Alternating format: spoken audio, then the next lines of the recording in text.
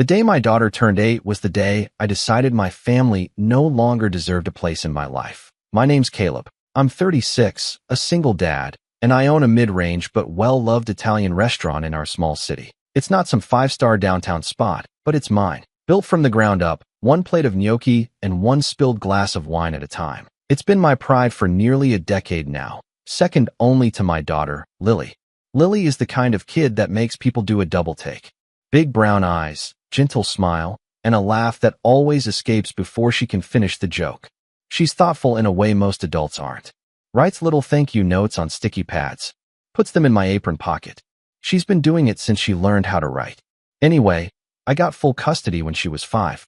Her mom, Samantha, wasn't built for motherhood. She wanted to chase her dream of becoming a travel vlogger, which somehow meant dropping Lily off and not looking back. It hurt at first. I won't pretend it didn't. But it also brought something strangely grounding. With just the two of us, every win felt bigger. Every birthday, every tooth lost, every macaroni drawing stuck to the fridge, it all meant more. Now, my side of the family. That's where the cracks begin to show. I have an older sister, Vanessa. She's 38. Used to be my best friend when we were kids, climbed trees together, got matching scrapes on our knees. But somewhere along the line, things shifted. Maybe it was when I got the restaurant going, and she was still working reception at a dermatology clinic. Or maybe it was Lily herself. Vanessa has no kids, but she always acted like that was her choice, and everyone else was somehow less mature for building a family. She and her husband, Grant, made decent money. They lived in a house twice the size of mine. No mortgage, no kids, just Pilates, avocado toast, and long weekends in wine country. And somehow, they always managed to make me feel like I was the one barely scraping by. Still, I tried to keep things civil, especially for Lily's sake. Every year, I invited them to her birthday, along with my parents, my cousins, even a few aunts and uncles. And every year, I got a variation of the same message. Can't make it, but send hugs, or we're out of town that weekend, sorry. I swallowed the disappointment.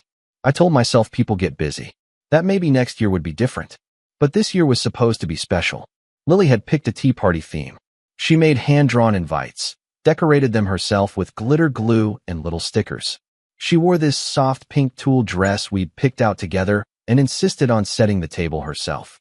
She even arranged sugar cubes into tiny pyramids, like real fancy people do. She waited by the door for 2 hours. Just sat there. Every time a car slowed down, she'd pop up and smooth her dress. Smile pressed on her face like she didn't want me to see it faltering. And I kept checking my phone, trying to find the words to explain why nobody was walking through the door. Eventually, she stopped asking if they were still coming. I pulled out her favorite strawberry shortcake. We lit candles. She smiled for the camera, but it didn't reach her eyes. Later that night, I tucked her into bed and she asked in the smallest voice, "Did I do something wrong?" And I swear, my heart broke in a way it never had before. Not even when Samantha walked out. I kissed her forehead, told her no, told her she was perfect. But when I went downstairs, I just sat there, staring at all those untouched paper cups, all the unused plates, and the banner that said "Happy Birthday, Lily," like it was mocking me. I didn't say anything to the family. I didn't send angry texts. I didn't post passive-aggressive photos. I just went quiet. Exactly 1 week later, Vanessa sent a mass text to the whole family. Emma's engagement dinner, $1,800 per head. Formal attire. Venmo link below. RSVP ASAP. No apology. No mention of Lily's birthday. Not a single acknowledgement that she'd missed it, or that she'd missed every single one before that. Emma is our cousin. Sweet girl. 26, getting married to some finance bro she met at a spin class. Whatever. I wasn't mad at Emma.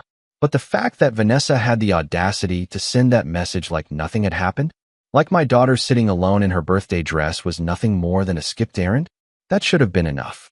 But then came the second message. Booked at your restaurant. Already paid. Please close for the day. We want it private.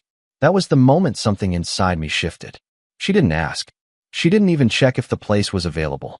She just assumed she could buy out the restaurant like it was some hotel room, and that I'd just roll over and accommodate it. I stared at the message for a full minute.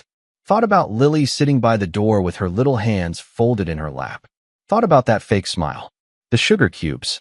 The pink dress. My jaw tightened. I typed one word. Declined. No explanation. No follow-up. Just that. 2 hours later, Vanessa walked into the restaurant, heels clicking like gunshots on the tile. My afternoon crowd was winding down, just a few late lunchers sipping espresso, and I was behind the counter restocking the pastry display when I heard the door bang open. There you are, she snapped, marching straight to me like a storm in a silk blouse.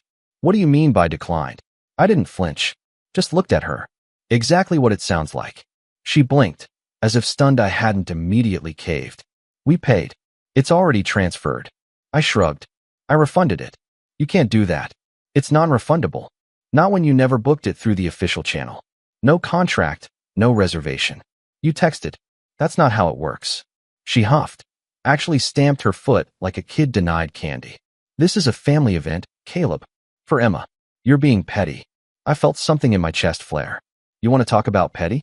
My daughter waited in a birthday dress for 3 hours. No call. No message. And now you expect me to close shop for your engagement party like nothing happened? Vanessa's expression flickered. For a split second, something like guilt passed through. Then it was gone. Don't be dramatic. It's not like it was on purpose. Things happen. Things always happen when it comes to Lily. She folded her arms. So what? This is your way of getting revenge. I didn't say anything.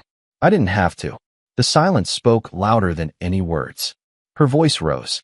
You're punishing everyone over one silly day? No, I said evenly. I'm holding people accountable.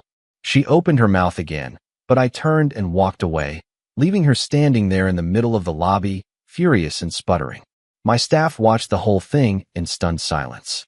And that was just the beginning. Because Vanessa wasn't going to let this go. Not quietly. She had no idea who she was dealing with. And neither did the rest of the family. The thing about family drama is, it never explodes all at once. It builds. Quietly. It simmers under the surface like a pot on low heat. You think you've got time. You think maybe it'll cool off before it boils over. But it never does. After Vanessa stormed out of the restaurant, I figured I'd made my point. She'd overstepped. I pushed back. That should have been the end of it, right? It wasn't. The silence was deafening at first. No apology. No check-in. Not even a hey, what happened at the restaurant, from my parents. Just a quiet group effort to pretend none of it had occurred. I thought maybe they were embarrassed. Maybe they just didn't want to take sides. But then I saw the Instagram posts. Emma's engagement dinner had gone ahead. Just not at my restaurant. They'd booked a sleek little rooftop spot across town. White drapes, twinkle lights, charcuterie boards shaped like hearts. All of it captioned with things like, when family comes together, magic happens, and wouldn't have been possible without our amazing Vanessa. And the kicker? Emma tagged me in one of the photos. I stared at my phone for a long time. Just stared. Lily was beside me on the couch, practicing her cursive with a sparkly pink pencil. She leaned her head against my arm like she always does when she senses I'm upset. I didn't say anything. Just locked the phone and set it face down. The next week, I got a voicemail from my mom. Hi, sweetheart. Listen, I hope you're not still upset. Vanessa told us about the mix-up. It's just been such a hectic time for everyone, and I know Lily's birthday meant a lot, but we can't dwell on every little thing. Okay. Anyway, don't forget, the family beach trip is next month. We're renting the usual place. You and Lily should definitely come. Love you. Every little thing. That stuck with me. It was never we're sorry. Never we should have been there. Just a gentle push to let it go. Move on. Show up for the next family photo on the beach like nothing ever happened. My family had this way of smoothing over their mistakes with soft words and big smiles. If you brought up the past, you were dramatic. If you asked for accountability, you were being negative. But for Lily, I agreed to go. Not because I wanted to. Because she deserved to feel included. She talked about it for days. She remembered the sandcastle contest from last year. The late-night Esmo race. The time she saw a crab and screamed so loud the whole boardwalk stared. She asked if her cousins would be there.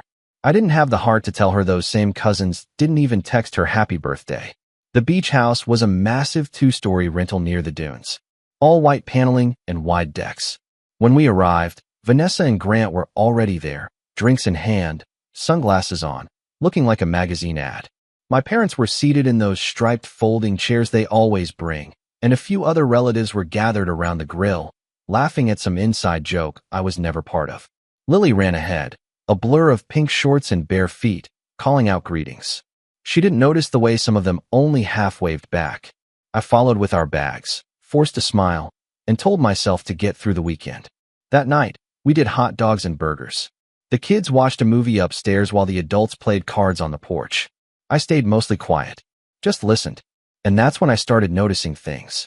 The way Vanessa steered every conversation back to herself. The way my parents nodded along, proud of her stories, but barely asked me a single question. At one point, she brought up her work gala, and my mom clapped her hands and said, "We're so proud of you, honey. You really have your life together." That stung more than I wanted it to. The next day, I took Lily out for ice cream, just the two of us. We walked the boardwalk, got sticky hands, watched some street performer do magic tricks. I let her get a second scoop. She was glowing. When we got back, everyone was gathered on the deck. Vanessa stood in the center, beaming. She held up a small velvet box and announced, "Grant and I have news." People started clapping before she even opened it. She pulled out a tiny white pair of baby shoes. My stomach dropped. "I'm pregnant," she said. Finally, there was a chorus of cheers. My mom actually teared up. My dad hugged her like she'd just won the lottery. It was like the air itself shifted. Suddenly, she was the golden child again, but now with a future grandbaby to seal the deal. And me? I was invisible. I don't know what I expected. Maybe some acknowledgement that Lily existed, that their other grandchild was standing right there, holding my hand. But all I got was a side glance and a weak, "Oh, and of course Lily will be a great cousin." The rest of the evening was a blur. They toasted to Vanessa. They made plans for the baby shower. My mom started rambling about nursery colors. My dad offered to help renovate the guest room into a nursery. No one even asked Lily if she wanted more juice. That night, I sat alone on the balcony after everyone went to bed.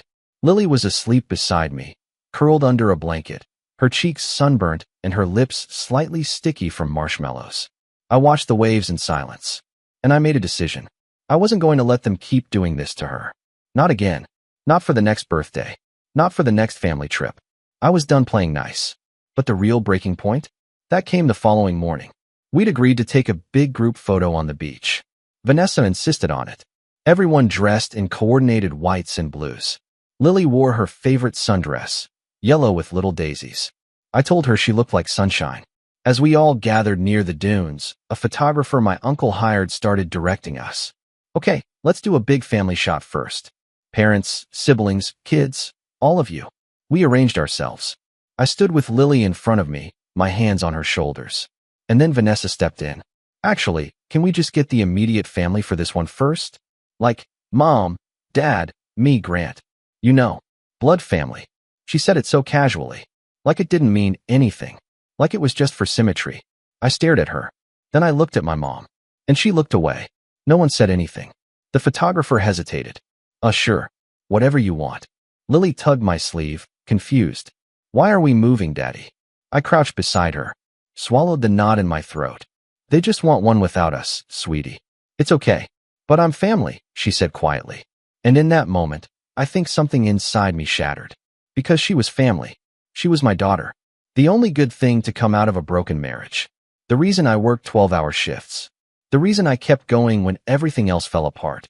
And these people, the ones who were supposed to love her unconditionally, were treating her like an extra, like a plus one. I stood up, walked right over to the camera, and said, "We're done." Everyone turned. Vanessa frowned. "What? We're done?" I repeated. "Lily and I are leaving. You can take all the pictures you want without us." My mom stood up, panicked. "Caleb, don't make a scene." "No," I said louder this time. "I'm not making a scene. I'm making a choice." Vanessa scoffed. "Oh, come on. Don't be childish." I laughed. Actually laughed. "Childish. You excluded my daughter from a birthday, from a dinner, and now from a photo. She's 8, Vanessa. What's your excuse?" Silence. Real silence this time. No one moved. No one defended me. Not even my dad. I turned to Lily, picked her up, and said, "Let's go get pancakes." She nodded, wrapping her arms around my neck. As we walked away, I heard Vanessa mutter something behind us. Couldn't quite make it out. But I didn't care. Because I was done waiting for this family to love us properly. And I had no idea the real betrayal hadn't even happened yet. Lily didn't say a word on the drive home. She sat in the back seat with her knees hugged to her chest, chin resting on them, watching the blurred trees slip by outside the window. I checked the rearview mirror more times than I could count. Her face didn't change once. No tears. No questions. Just silence. The kind that clings to you. When we got home, I made her favorite breakfast for dinner, banana pancakes with extra chocolate chips and whipped cream shaped into a smiley face. She picked at it for a few minutes before finally asking, "Why doesn't Aunt Vanessa like me?" I sat down across from her, completely still. I'd practiced how to answer this in my head on the drive. Tried to word it like a grown-up. Tried to soften the edges. But looking into her eyes, all that effort just melted. "She doesn't not like you, sweetheart," I said carefully. "She just doesn't always understand how to treat people the right way." Lily stared at her plate. "She treats Emma nice. And everyone else." I nodded slowly. "Yeah, she does. But that's not because of anything you did. You've never done anything wrong." She looked up, her voice so small it nearly broke me. "I don't think I want to see them anymore." That's when I knew I'd made the right choice. The weeks after the beach trip were quiet. Too quiet. No one reached out. Not to me. Not to Lily. No check-in. No, "Are you okay?" Not even from my parents. You'd think if a family member stormed off mid-vacation, someone would call. But in our family, silence was the punishment. They didn't yell. They didn't argue. They just erased you from the picture. And truthfully, that hurt more. I started second-guessing myself. Was I overreacting? Had I made it worse than it was? Should I have stayed quiet for Lily's sake? It didn't help that the restaurant was struggling. We were still recovering from a slow spring, and now with summer ending, the tourist crowd was thinning out. My manager, Tony, quietly told me we might need to cut back staff hours. A couple suppliers were late on invoices, and the oven in the back kept shorting out. The little things started piling up. One night after closing, I stayed late doing inventory alone. The dining room was dark, chairs flipped on tables, the soft hum of the fridge the only sound in the place. I sat at the corner booth where Lily and I usually shared lunch on Saturdays and just stared at the reservation book. Empty pages. Blank squares. I felt something collapse inside me. Like all the strength I'd been pretending to have finally caved. That was the night I cried. Not a single tear, not a quiet sniffle, but full-on, shoulders shaking, gut-wrenching crying. The kind of cry you try to bury under work and bills and daily routines, but it finds its way through anyway. I buried my face in my hands and let it come. No one was there to see. No one would have cared if they had. I didn't cry because of Vanessa. I cried because I realized I had spent years chasing the approval of people who only showed up when it was convenient.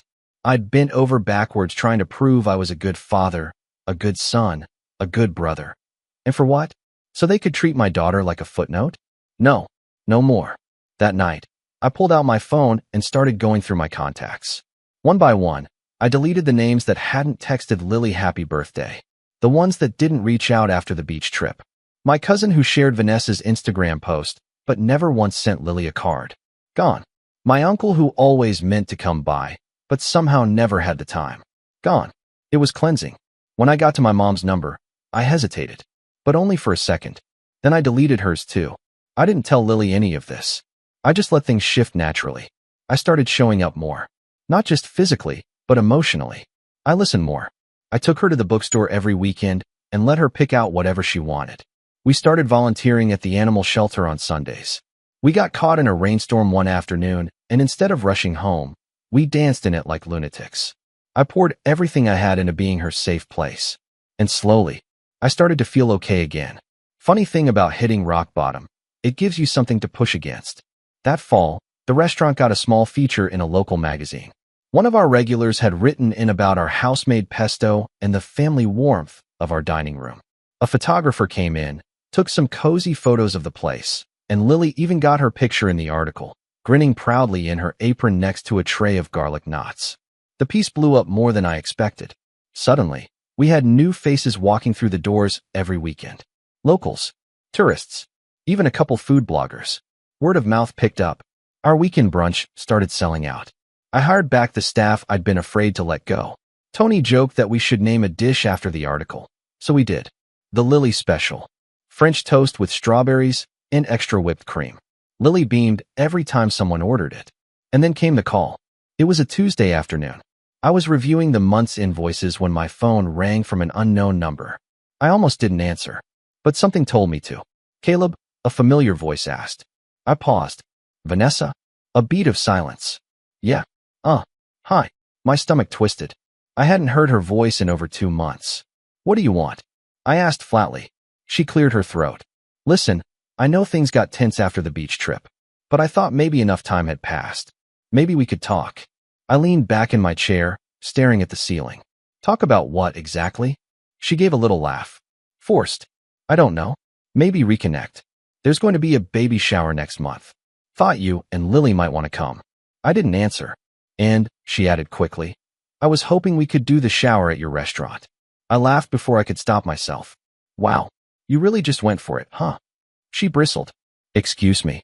Vanessa, you haven't spoken to me or Lily in months.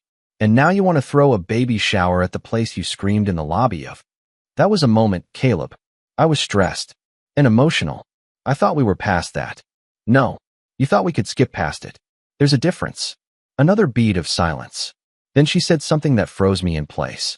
Well, it's already been paid. Grant sent the deposit through your site this morning. And Mom sent out the invites. So, it's kind of locked in.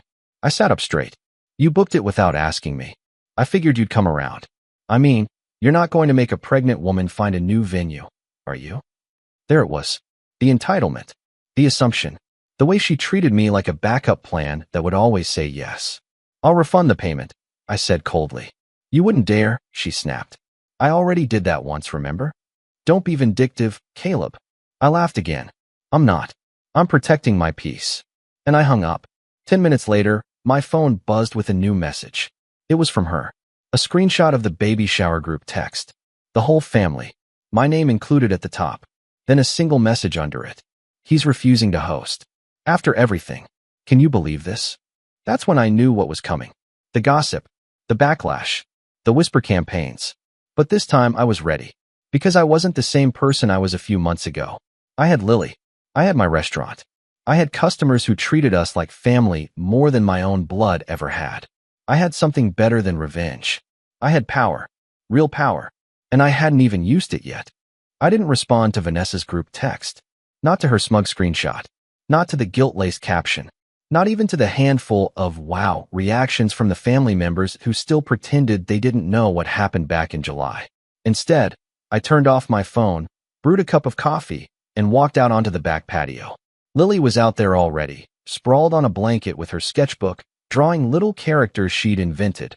Half princess, half space explorer, with rocket boots and glittery crowns. She looked up, squinting at me in the late afternoon sun. You okay? She asked. Better than I've been in a while, I said, sitting beside her. She nodded thoughtfully, then turned back to her drawing. That was the thing about Lily. She didn't need long speeches or dramatic declarations. She just needed presence. Time. Safety. I'd spent too long trying to create that despite my family. Now, I was ready to create it without them. But first, I had a few things to take care of. The next morning, I called Tony into the office before the lunch rush. Close the restaurant on the 22nd, I said, flipping open the scheduling calendar. He raised an eyebrow. You sure? That's a Saturday. We've got 5 reservations in already. I'll personally refund each of them and comp them a free dessert voucher for the inconvenience. He leaned on the edge of the desk. What's going on? I met his eyes. Family wants to host an event here. I'm going to let them think they still are. He stared at me for a beat, then grinned. You evil, beautiful man, he said, and clapped me on the shoulder. The plan was simple. Let Vanessa walk herself into the trap. I spent the next 2 weeks preparing, not in some cloak and dagger, theatrical way. Just small, intentional steps. Every move designed to look like I wasn't planning anything at all. First, I let the baby shower booking stay live on the site. Technically, Grant had sent a deposit, but through the general event form, not a confirmed contract. That gave me a legal and moral out, and I made sure to keep every detail in writing. A simple, professional email went out to him confirming receipt and stating, date not finalized until venue contract is signed. Pending. He never responded. Second, I got in touch with my cousin Ryan. Ryan was the only relative I hadn't cut off after the beach incident. He was younger, mid-20s, kind of a black sheep. He worked freelance video editing gigs, rode a beat-up motorcycle, and showed up to every family function in band t-shirts. The The kind of guy the aunts whispered about, but secretly liked more than they'd admit. Ryan had seen through Vanessa years ago, called her CEO of fake smiles. He also happened to owe me a favor. I'd helped him land a catering job once when he was broke. He never forgot it. "Yo," he said when I called. "You want me to fake crash their baby shower and confess a secret pregnancy? Because I will." I laughed. "Not quite, but I do need your camera." "Go on." I explained the plan. Not all of it, just enough to make him smirk. "You got it," he said. "And Caleb?" "Yeah. Get M. Third, I did something I hadn't done in over a year. I emailed a local food journalist. Back when the restaurant was first getting off the ground, I'd sent a few press releases, hoping for a little attention. Most never replied. But Jules Tran had. She ran a mid-sized blog called Bite and Bright. Smart, sharp reviews, no fluff. Her write-up had brought in a solid chunk of our early clientele. I sent a short message. "Hey Jules, been a while. If you're free on the 22nd, I'd love to invite you to witness something memorable. Can't say more yet. Just trust me, it's worth the trip. Caleb." She replied 6 minutes later. "Now I'm curious. I'll be there." Then came the props. I called in a few favors from friends in the business, florists, bakers, even a local party planner I'd catered events for in the past. I gave them a cover story. I needed to simulate a high-end baby shower for a photography portfolio. I'd pay, of course. But it didn't need to be real, just look real. Beautiful but hollow. Everything from the outside would seem exactly as Vanessa envisioned it. Gold-trimmed plates, sugar-dusted pastries, hand-calligraphed name tags. I even let her choose the color scheme when she sent me a snotty, "Since you're still hosting this," email with 4 Pinterest boards attached. Rose gold and sage green. Classic. Safe. I confirmed the details with a cheerful "of course" and kept the tone polite. Professional. Accommodating. Let them think they'd won. And still, not a word from my parents. That part stung, but it also clarified something for me. They weren't neutral. They weren't trying not to pick sides. They were comfortable being silent as long as Vanessa stayed comfortable being loud. Their silence was their choice. I wouldn't let them forget that. Finally, the last piece of the setup fell into place the night before the 22nd. Lily and I sat on the floor of our living room with markers and craft paper. I told her we were making decorations for a surprise at the restaurant. She didn't ask too many questions, just trusted me. We made signs together, cut out little hearts, wrote messages in big block letters. She drew doodles on the corners. We laughed more than we had in weeks. When I tucked her in that night, she kissed my cheek and whispered, "I like when it's just us." I stayed by her bed for a while, watching her sleep. Then I opened my laptop and uploaded one file. A simple, 3-minute compilation. A series of clips I'd quietly taken over the last year. Moments of Lily sitting alone at her birthday table, waving at the door, checking the clock. A shot of the untouched cake. One of her carefully setting the napkins herself. Then, a few snapshots from the beach trip. Lily in her daisy sundress. Her smile fading as we're asked to move out of the photo. My hand on her shoulder. Her confused face. I added one final photo. Lily holding a drawing she made of a family. 3 stick figures. Her, me, and a heart above our heads.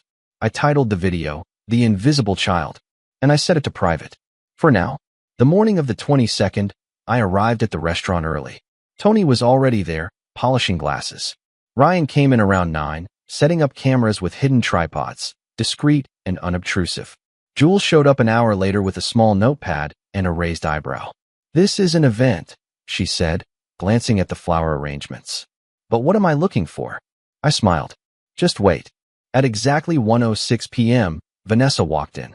She looked radiant in a fitted ivory maternity dress, with soft waves in her hair and a smug glint in her eyes. Grant trailed behind her, carrying a box of party favors. "Oh," she said, looking around. "You did go all out." I nodded. Wouldn't want to disappoint. Guests trickled in. My mom, my dad, aunts, cousins. About 20 people total. Laughter echoed. Champagne poured. The playlist was soft jazz and baby-themed pop covers. Vanessa took her throne, an oversized plush chair draped in pastel tulle, and began accepting compliments like a queen at court. Everything was perfect.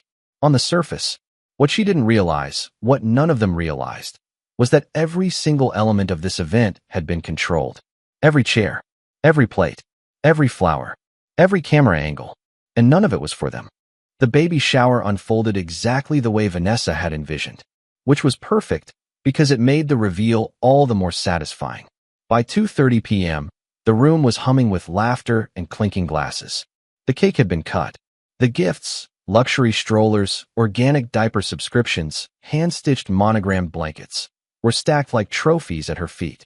Vanessa was glowing with smugness, surrounded by half a dozen women fawning over her. At one point, I saw my mom and dad in the corner, sipping from flutes of sparkling cider. They looked proud, content, as if this, Vanessa in her throne, center of the universe, was the natural order of things. Lily was upstairs, safe in my office. She had a little art station I'd set up, a few snacks, and headphones with one of her favorite movies. She didn't need to be in the room for this. Not yet. At exactly 2:47, I stepped onto the small stage near the back of the room. It was just a raised platform we used for live music on weekends. Today, it held a microphone, a mounted TV, and a discreetly hidden laptop. I tapped the mic gently. "Hi, everyone. Sorry to interrupt." The room quieted. Vanessa turned toward me, blinking. "Oh, are we doing toasts now?" "Something like that," I said, smiling politely. I saw Ryan in the corner, camera rolling.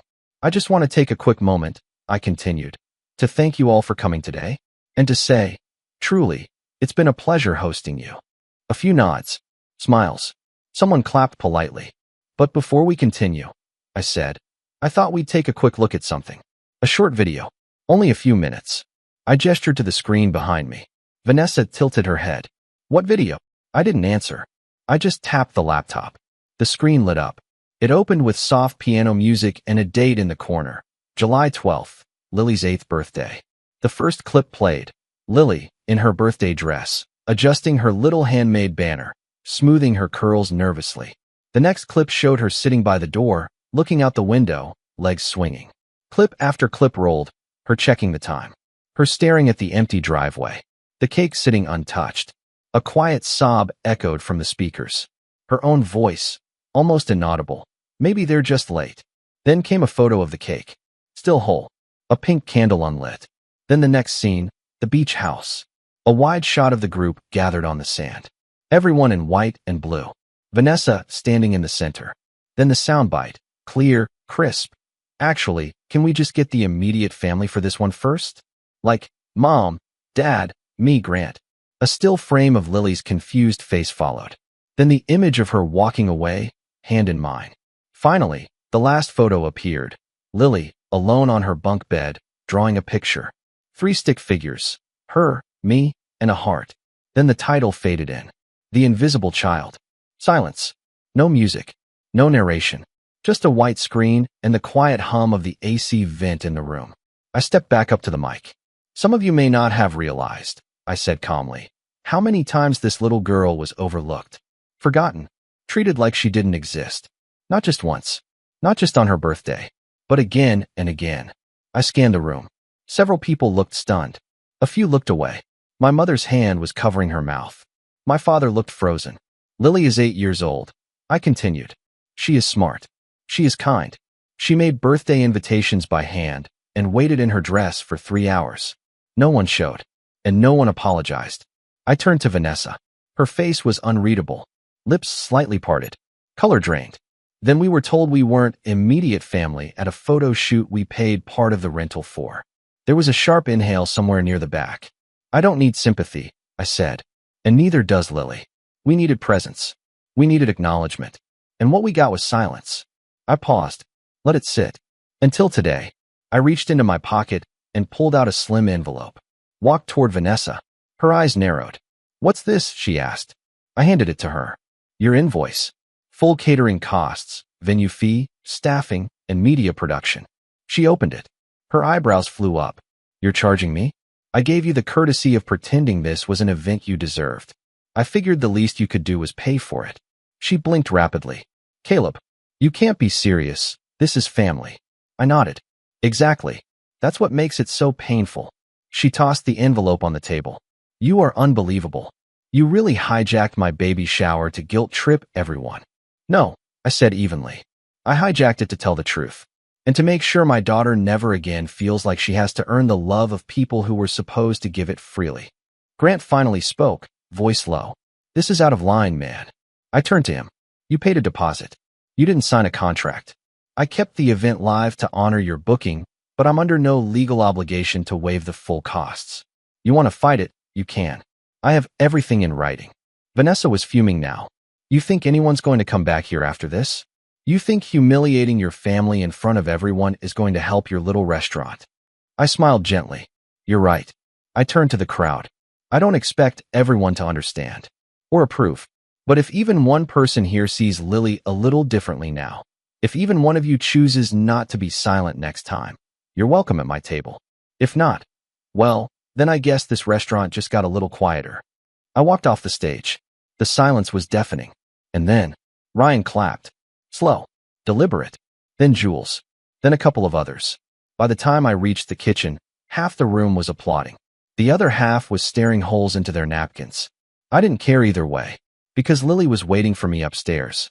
When I walked into the office, she looked up from her drawing. All done. I nodded. All done. Can I come down now? Soon, I said. Just need to clear a few things. That night, after the event, I posted the video on the restaurant's official page. Captioned it with, "Not all families are created equal, but some truths deserve to be told."